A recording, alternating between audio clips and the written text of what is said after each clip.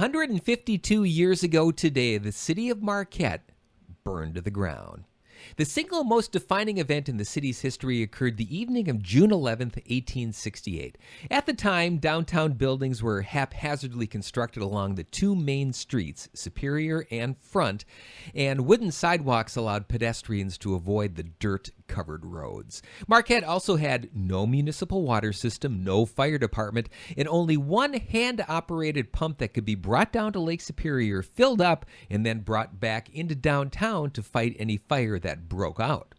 In other words, Marquette was a disaster waiting to happen.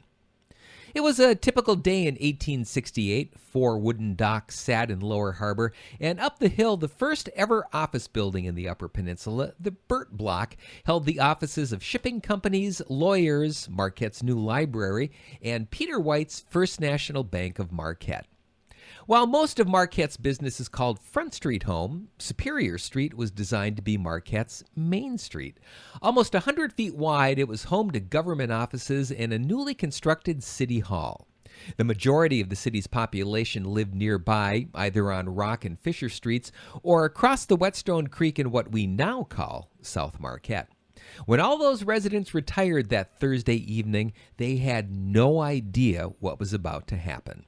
Around 11:30, the night watchman of the Marquette and Ontonagon Railroad was making his rounds at the railroad's machine shop on the southwest corner of Front and Main, right across the street from the Burt Block. He discovered a fire and tried to put it out, but between a gusty wind and all the dry wood that was used in construction, the fire just took off.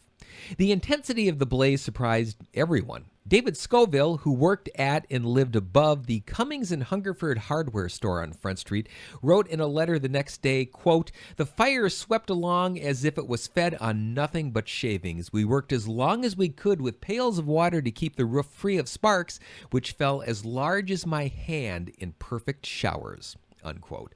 The fire quickly spread to the Burt Block across the street.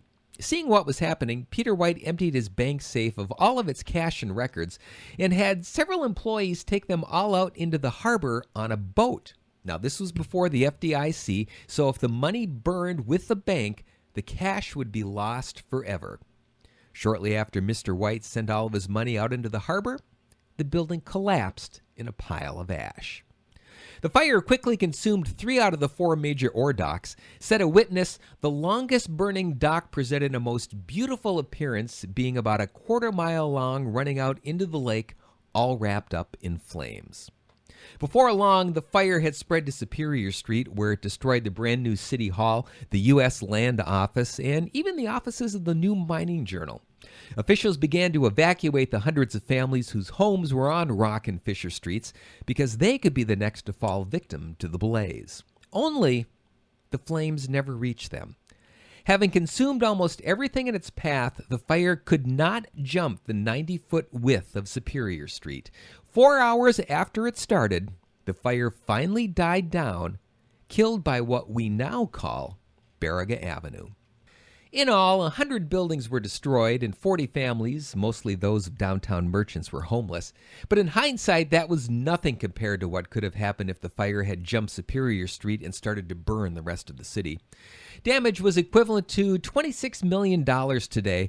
Only 20% of that was covered by insurance. But with everything that happened, thankfully, no one died.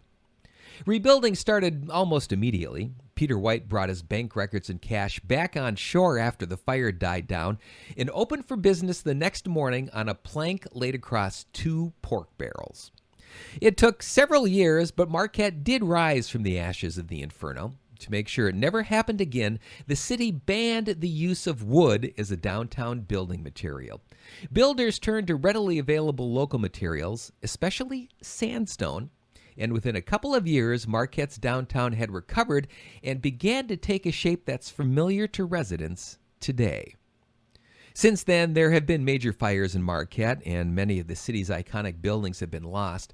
But never again did residents have to suffer through such a disaster as the Great Fire of 1868, a disaster that almost wiped Marquette off the face of the earth 152 years ago today.